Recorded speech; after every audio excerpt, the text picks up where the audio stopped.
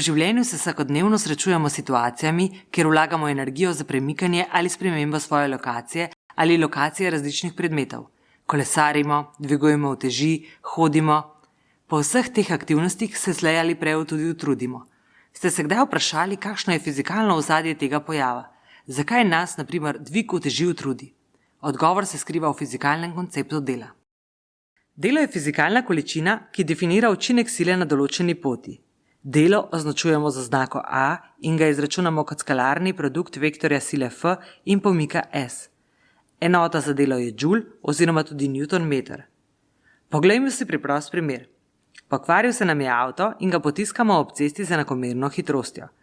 Na avto delujemo silo F 300 newtonov in ga potiskamo 15 metrov daleč. Delo, ki smo ga vložili v premik avta, izračunamo kot produkt sile in premika in znaša 4500 joulov. Našo energijo smo z mišicami prek dela pretvorili v energijo avtomobila, ki je zato spremenil stanje. Poglejmo si, kaj se zgodi, če avto potiskamo pod kotom Φ glede na vodoravnico. Velja, da sila opravlja delo, le ko spreminja stanje avtomobila. Silo F lahko razstavimo na prečno FP in vzporedno FV glede na smer gibanja. Ker se avto giblje le v vodoravni smeri, bo stanje avtomobila spreminjala le vodoravna komponenta sile, torej bo le-ta upravljala delo.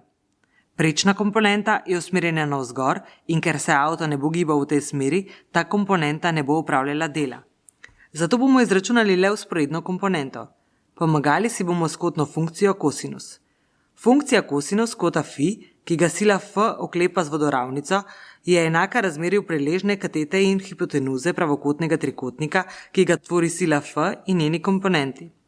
Priležno kateto v našem primeru predstavlja vzporedna komponenta FV, hipotenuzo pa sila F.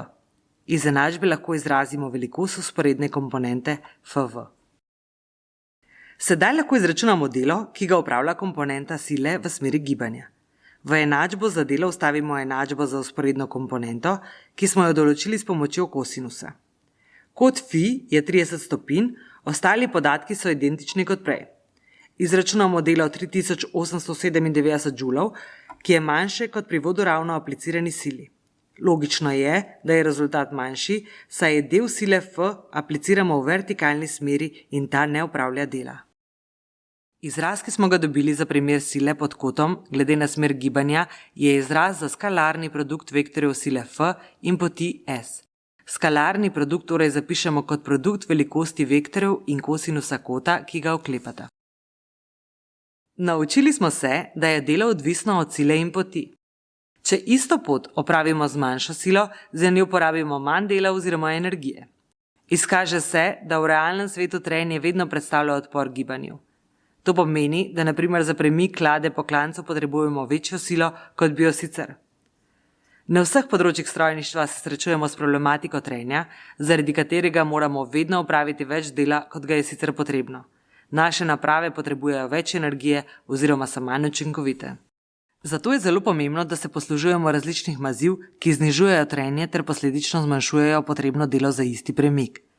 Zamislite si, kako lažje odprete vrata z dobro namazanimi tečaji. Enako se dogaja v vseh strojih okoli nas. Inženirji z zmanjševanjem trenja zmanjšujemo potrebno količino dela za opravljanje nalog ter tako izdelujemo bolj energetsko učinkovite stroje in posledično zmanjšujemo ogljične izpuste.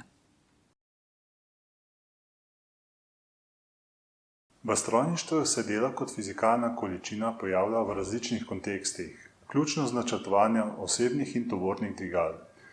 V tem primeru je osrednji izziv dvigovanja bremena z maso m na določeno višino, kar seveda v praksi pomeni premagovanje gravitacijske sile in drugih sil, kot je na primer trenje v vodilih.